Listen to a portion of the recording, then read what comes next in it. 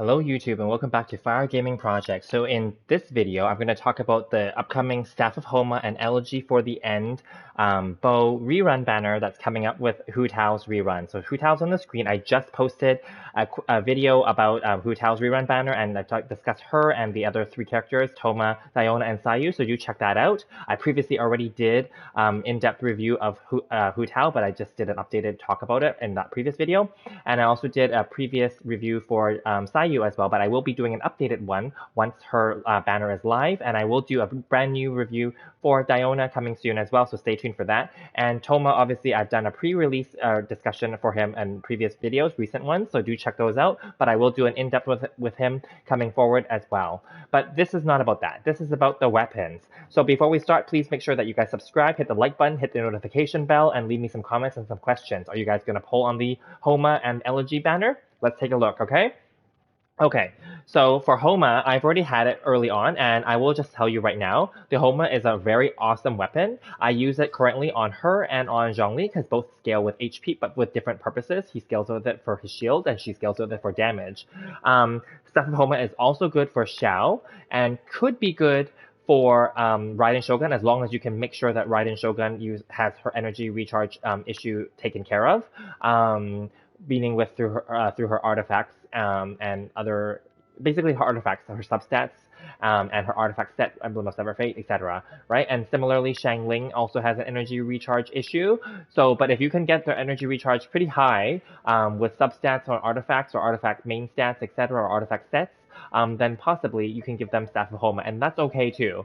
But because both of them are obviously really great sub DPS DPS characters, Raiden Shogun and Xiangling I'm talking about. And of course, Xiao also suffers from energy recharge issues. So as long as you can make sure that these three characters have their energy recharge issues in check. When I say that, I mean like really high, like I don't know, like maybe 170% and up.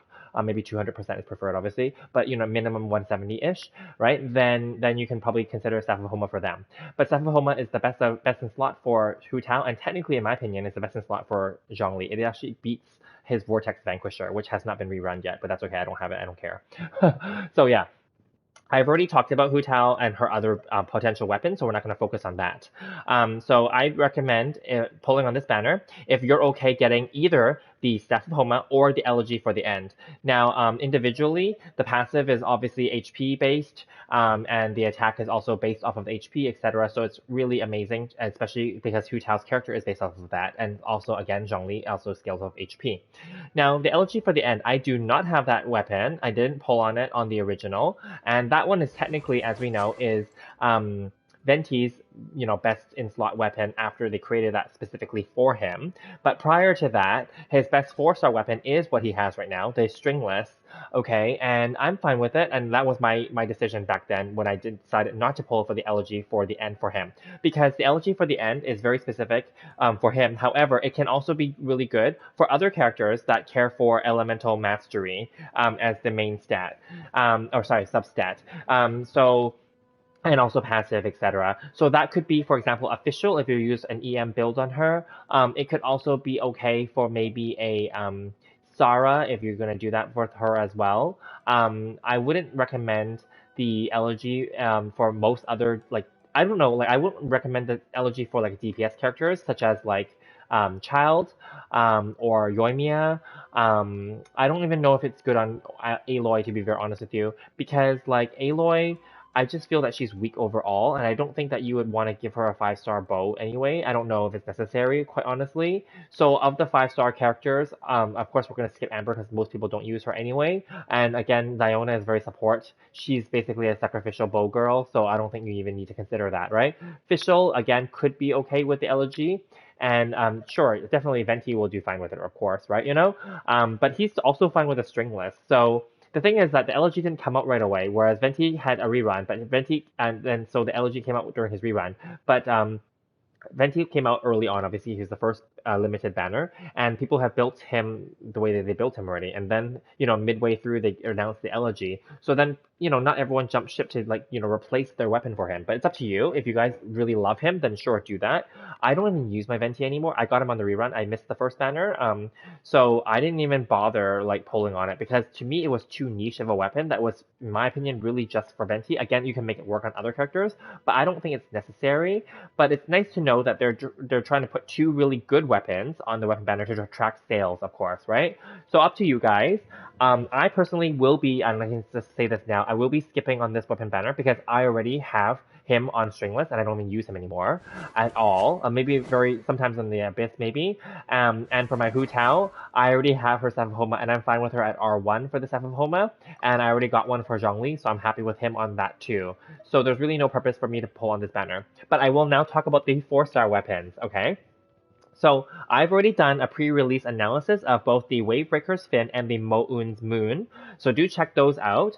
I will be doing a more in-depth review, whether it's pre-release analysis or just a comparison video with their closest counterparts as well, coming soon. That's probably tomorrow or the day after, so stay tuned for those. But I'll just say it in a very quick way here then. So Wavebreaker's Fin and Mouun's Mouun. Wavebreaker's Fin, I don't have it here obviously on the screen, but Wavebreaker's Fin is equivalent to the Akuomaru Claymore, and same with Mouun's Mouun. They're all from the same series. So they basically have the passive that boosts the burst, but that means that they don't do anything for the character's normal attack and their charged attacks, plunging attacks, etc. either, okay? Keep that in mind. But they will definitely be able to boost their burst. And if they're anything just like the Akuomaru, they will be comparable at R1 to a R1 of a 5-star weapon as well in the same category, whether it's a polearm or a bow. So keep that in mind. They're going to be comparable, and obviously they're going to be less damage, but in some cases, depending on what you do and how you build them, your characters and your comps and all that stuff, and your buffs, it can outclass certain R1 5-star weapons, as the Akuomaru has shown us as well, okay? Now, the other caution on the weapon banner is that it is a very, very risky thing to try to go on the weapon banner and try to get specific 4-star weapons. I just did a celebration video right before this, earlier today, to celebrate 10k views on this channel. Thank you guys so much. And I pulled on the Polar Star weapon banner, the current one, and I tried to get at least one copy of that Kuomaru, and I can tell you I've gotten none, okay? I'm not going to pull on this banner anymore, obviously. I was lucky that I got the Polar Star, thank God. I won the 50-50, so that's great, and I didn't even spend money on it. I mean, those are just my leftover, accumulated gems up to this point, so that was great. But I was prepared to spend money because it was celebrating my channel. But anyway, check that out. But anyway, yeah, it's not easy to get, a specific limited edition 4-star weapon, okay? I will tell you that.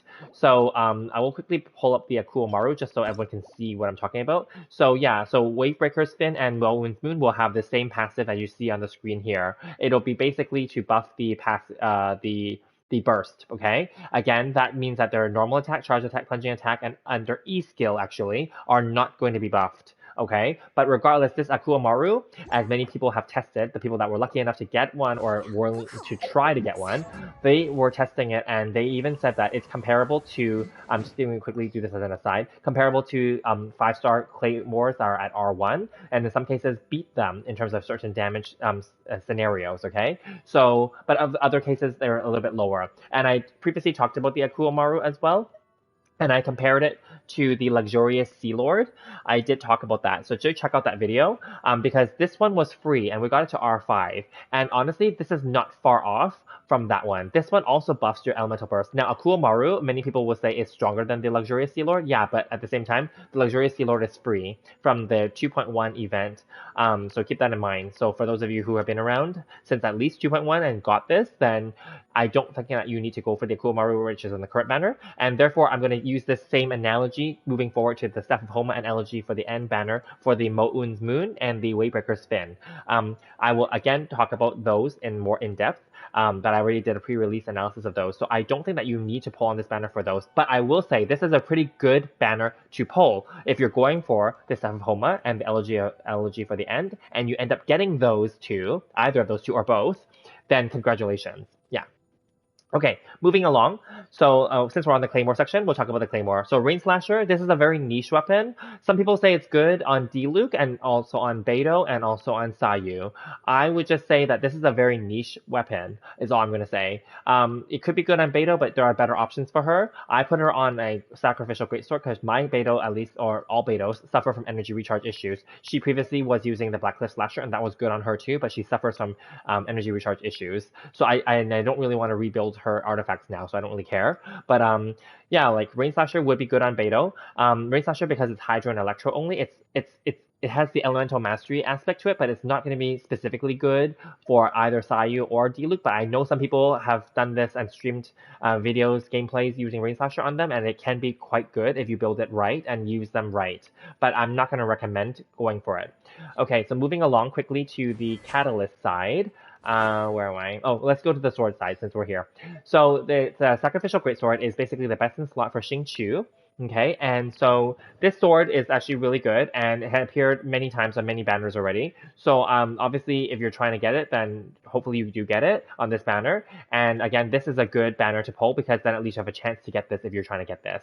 Okay, I think it's just nothing more to say about this. This is a good sword, well-rounded. This sword can also do well on the main traveler as well as Chi-Chi as well. It's a support-based sword, so I wouldn't recommend giving it to your DPS or sub-DPS characters. So I would skip it on Kazuha, Kaya. I would skip it on Albedo. He's probably going to be rerun in 2.3 with a new weapon anyways. But otherwise, if you guys had him from the beginning and you got Festering Desire, then that's his sword, right? You would skip Sacrificial on any of these 5-star characters, Ayaka, Jean, and Hacheng, and your Bennett would be better served with something that has high base attack, such as a Skyward Blade if you lost 50-50 or got it from the standard banners, or maybe even like with the energy recharge, I mean, and then high attack base would be like an Aquila if you again lost the 50-50 or got it on the standard banners as well, right? So that's how I built my Bennett at least. So anyway, so that's that. Now quickly to the Catalyst. So the Witsith, and my Mona has one already, so that's perfect. So the Witsith is a really good weapon, and technically it's the best 4-star weapon for Mona. So I would recommend getting it. Not necessarily because you have to get it for Mona, but because it's actually a very good weapon. Even though there are 3 random boosts or buffs that can happen, but they're all good, especially if they're for characters that can proc reactions. So unfortunately, the Witsith would not be good on Ningguang as a very good example, because she's Geo, and then that would mean 1 out of the 3 is not going to be good for her. For example, the Elemental Mastery one would be useless on her, right? The attack one is fine, and obviously the Elemental Damage one is fine, but then the Elemental Mastery one would be useless on her, so you want to risk that, because it's 1 in 3 chance that she'll be getting no buff, right? But otherwise, this is good. Crit damage is a good stat. You can give it to Yanfei, you can give it to Lisa, you can give it to Klee. I would not recommend it to Sucrose because Sucrose is best in slot as Sacrificial Fragments, hands down. I would not bother with Kokomi, and I wouldn't bother with Barbara. They need HP, so for them, I just give them the Thrilling Tales. You can also give them the Prototype Amber. I would not bother even, well, obviously it's done now, but I wouldn't go for the Everlasting Moonglow ever either, right? So yeah, I mean, this is a good one for the other catalysts and for potentially future catalysts as well. That's why even I have a second one that's R5. I mean, any extra one, I've already foddered them, but then I don't mind keeping extra ones because it's a pretty good weapon, I will say. So overall, my overall recommendation for this weapon banner is pull on this weapon banner if you're okay with either of the 5-star weapons, and you're also okay with the majority of the 4-star weapons. I will say majority of them are really good, except for Rain Slasher, which is more niche, like I said. So majority of these weapons are really good. Again, to me, Elegy for the end is also very niche. So to me, it's not something that's a must pull for myself, and I will be avoiding this banner altogether because I already have the Staff of Homa, and I'm okay with my Venti the way that he's built. So anyway, I hope you guys found this useful. Please leave a like and thumbs up, and please also hit the subscribe button and leave me some comments and some questions. Oh, and my server just reset.